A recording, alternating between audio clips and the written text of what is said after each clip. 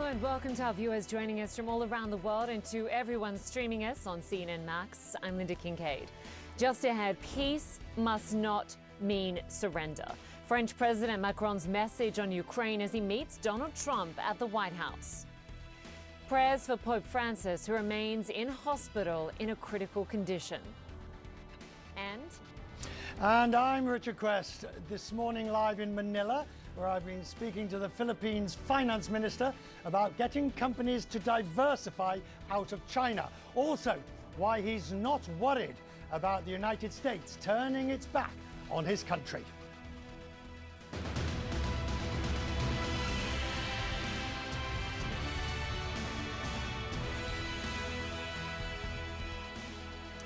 But first, we begin in Washington, where U.S. President Donald Trump and French President Emmanuel Macron are vowing to secure peace in Ukraine. It comes on the third anniversary of Russia's full-scale invasion of its neighbor. President Trump suggested there would be a visit by Ukrainian President Volodymyr Zelensky as early as this week to sign an agreement giving the U.S. a share of Ukraine's rare earth minerals. At a joint news conference, Mr. Macron emphasized the need for security guarantees. This peace must not mean a surrender of Ukraine. It must not mean a ceasefire without guarantees. This peace must allow for Ukrainian sovereignty and allow Ukraine to negotiate with other stakeholders regarding the issues it affects. Well, President Macron also stated the case for a unified Europe at a time when transatlantic ties are deteriorating.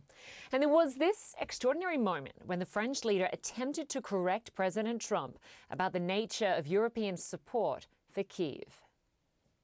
I support the idea to have Ukraine first being compensated because they are the ones who have lose a lot of their fellow citizens and being destroyed by these attacks. Second, all of those who paid for could be compensated, but not by Ukraine, by Russia, because they were the one to aggress. Again, just so you understand, Europe is loaning the money to Ukraine. They get their money back. No, in fact, to be frank, we paid 60% of the total efforts, and it was through, like the US, loans, guarantee, grants, and we provided real money, to be clear. Well, Stephen Collinson joins us from Washington. Good to see you, Stephen. That was such an interesting moment. Throughout the entire day, we saw a lot of backslapping, knee grabbing, hand holding. But then to see Macron call out Trump like that, how did that go down? It was very interesting. I think it suggests that they do actually have a reasonable relationship. Macron showed a great deal of respect to Trump during his first term. That said, I remember when Macron and Trump met early in Trump's first mandate, and they were very friendly, and things quite quickly soured when they weren't together. They were on opposite sides of the Atlantic, and their goals diverged. So I don't think we should put too much into that. What is interesting about that comment, though, is that Trump has been frequently inflating the amount of the billions that the United States sent to Ukraine. And many of much of the U.S. aid was in the form of armaments, weapon systems, ammunition, which came from U.S. stocks. And then the U.S. Congress appropriated money for the United States to replace those stocks through American factories. So the idea that the U.S. just gave hundreds of billions of dollars in cash to Ukraine is not quite right. But politically, I guess that phrase and that point does the job for the president. And also, it was interesting how they differed when talking about dealing with Russia and Putin. We heard Donald Trump speaking about the fact that they should make a great deal for Russia. But Macron spoke about trust. He spoke about how Putin has violated peace agreements in the past and the need for security guarantees. What else did he say about that?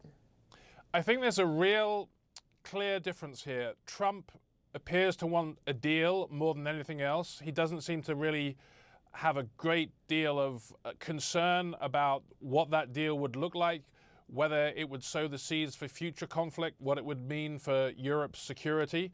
Europe is very, very worried about that. And to some extent, they're working on different clocks. I think what Macron is trying to say is that the deal you get with Putin will sully your legacy and your reputation, and it will make you look bad if it's a weak deal and it sets the whole situation up for future conflict, or allows Putin to destabilize Ukraine in another way. And I think that is the major difference here between the US and the Europeans.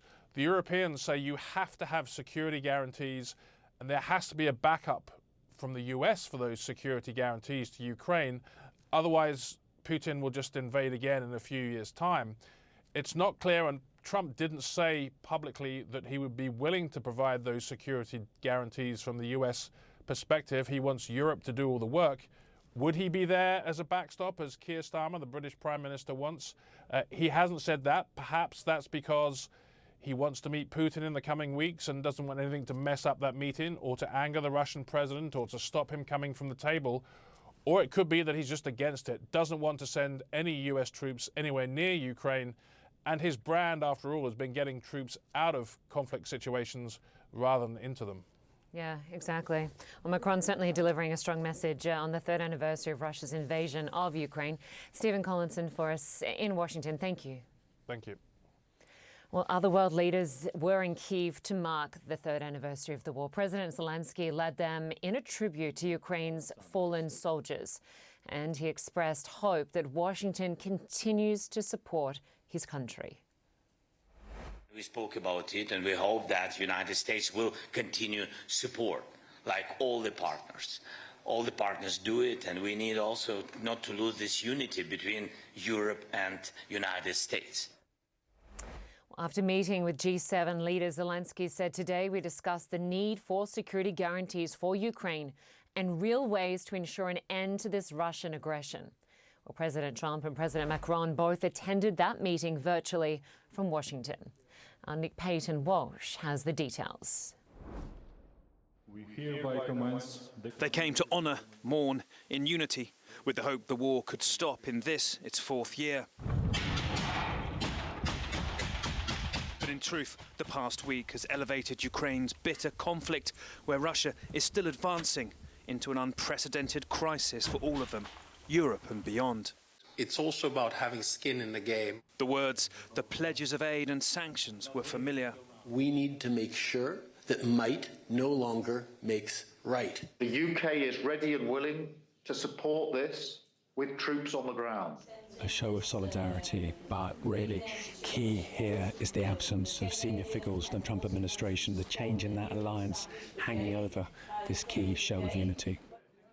But then the whiplash that's left US-Ukraine relations in freefall suddenly got a reprieve. Perhaps due to this man sidling up to President Donald Trump during a G7 video call. There he is. Emmanuel is on. French President Emmanuel Macron seeking to bring Trump onto Ukraine's side. Olaf, good to have you here. I know it was a tough day yesterday. A lot of change here. Canada's Prime Minister Justin Trudeau leaving Germany's Chancellor Olaf Scholz voted out too. But this is day by day for Ukraine, who welcomed a chance. I mean, that's with Donald Trump. Now we had a conversation. It was very good conversation. Thank you very much, Justin, for organizing this meeting. Some minutes later, the world seemed to change again. The key US-Ukraine resources deal close to done. I think we're very close. Do you have something to say about that, Scott? We are very close. The 1 yard line. All right. I will be meeting with President Zelensky. In fact, he may come in this week or next week to sign the agreement. Just add Macron to Trump, results in minutes. He's a smart customer, I will tell you that. Ukraine urgently needed good news in a brutal fight. A source telling CNN a final draft of the resources deal left the tough stuff to later talks, removed the worst parts for Kiev, but also the security guarantees they needed. That might be something for the presidents to discuss later. Yet the madness has one winner. The Kremlin head surely seeing a telenovela plot of a week, leaving the West in panic, trading dictator insults, but not at him, and then suddenly healed. Next week could well be different again. Nick Payton Walsh, CNN, Kiev, Ukraine. Well, for more on this, Steven Pifer joins us. He's an affiliate of Stanford University and a former US ambassador to Ukraine. Good to have you with us. Thanks for having me. So, Ambassador, today marks 3 years since Russia invaded Ukraine. Russia currently controls some 20% of Ukraine, and I understand you visited the country since this invasion. How would you describe the state of the nation right now? Well, I think what we've seen over the past 3 years is that the Ukrainians are determined, they're defiant, and they've been resilient. I think few people would have predicted back in February of 2022 that the Ukrainians would have really fought the Russians to a standstill as they have. And of course, today we saw Donald Trump meeting with the French President Macron.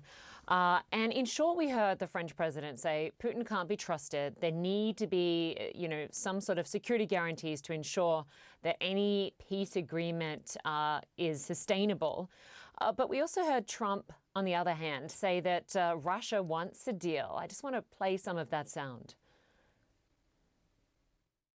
The whole culture is destroyed when you rip down some of those ancient, really ancient or near ancient buildings. It's so sad to see, but I think it's very much to the benefit of this tremendous distrust on both sides. That's why it's good that I'm coming in now, but I think it's to the very much benefit of Russia to make a deal and to go on with leading Russia in a very positive way. I mean, he spoke a lot about leaving Russia in a positive way, making a great deal for Russia. It certainly didn't call out Russian aggression and spoke about mistrust on both sides. Why is Trump, in contrast to every other US president, seeming to pivot towards Russia, to repeat Russian propaganda? Yeah. I wish I fully understood that. No, there really is a difference with President Trump. And I worry that he is very obviously eager to rebuild some kind of a relationship with Vladimir Putin. If you look over the last 2 weeks, you've seen a whole variety of diplomatic wins for Russia. President Trump agrees or says, well, Ukraine cannot get all of its territory back, cannot join NATO. Why do you say that before the negotiation even begins? President Trump agrees to meet Putin when Western leaders for 3 years have avoided those meetings. President Trump says Russia should come back into the G7 and return the G8. And the first big engagement is not with the Ukrainians, with the Russians. That's 4 wins. And then the Russians got another win today, where the United States and the United Nations voted with Russia against a resolution calling for a lasting and just peace put forward by the Europeans in Ukraine. And the American objection was because it cited Russian aggression. And what I worry about here is the Russians see these wins, and it doesn't put the Russians in a mind to make concessions. They're just going to sit back and wait for more concessions. So I believe that the president really is mishandling this engagement, and it's not the way you deal with the Kremlin. And the Trump administration claims that they're getting very close to a minerals deal where they would get access to the revenue from rare minerals in Ukraine in exchange for either past aid or potentially future aid. Would that provide any sort of security guarantee to a ceasefire or a peace deal? Is Russia less likely to invade again if there is some sort of major economic investment by the U.S.? Yeah, well, first, let me just say about the assistance that the United States provided during the Biden administration. That was not a loan. That was a grant to Ukraine, and it was done by the Biden administration because they correctly calculated that helping Ukraine win and contain Russia was in the American interest.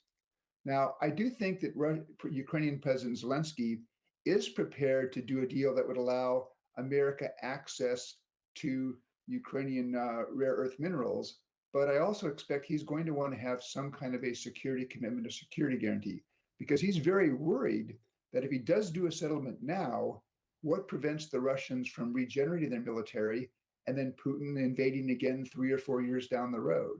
So my guess is the Ukrainians are going to want to tie that minerals agreement to some kind of security commitment from the United States, and that could be a very key element of that discussion between Washington and Kyiv. And Ambassador, you wrote an interesting article titled President Trump's Masterclass Blundering a Ukraine Peace Deal. You pointed out that the US and Ukraine have been partners for some 30 years. And yet, Donald Trump reached out to Putin first to have the first conversation about any sort of ceasefire or peace plan going forward instead of the Ukrainian president. Was that one of the biggest mistakes? No, I think that was a mistake. I think the president should have first had a conversation with Zelensky, because before he goes too far with the Russians, President Trump needs to understand where Zelensky has flexibility and where he doesn't have flexibility. Next, he should have talked to key European leaders, because the Trump administration's plan envisages a major role for European military forces in implementing the agreement. He needs to know exactly what the Europeans are prepared to do. And then there was one last thing I believe that President Trump should have done before talking to Putin, and that was build some leverage with Putin. The United States has lots of leverage with Ukraine because they're most dependent upon us for assistance and military help. But with Russia, he needed more. And he could have done things like ask the G7 to move to seize the $300 billion in Russian frozen central bank assets and turn that into a fund to Ukraine. He could have asked Congress for more money for Ukraine. He could have taken steps to tighten the sanctions on Russia.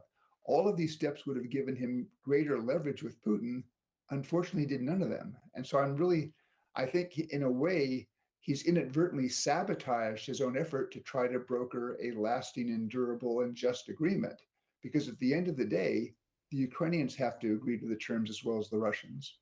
Yeah, exactly. You make some great points there. Steven Pifer, former U.S. ambassador to Ukraine. Appreciate your time. Thank you. Thank you.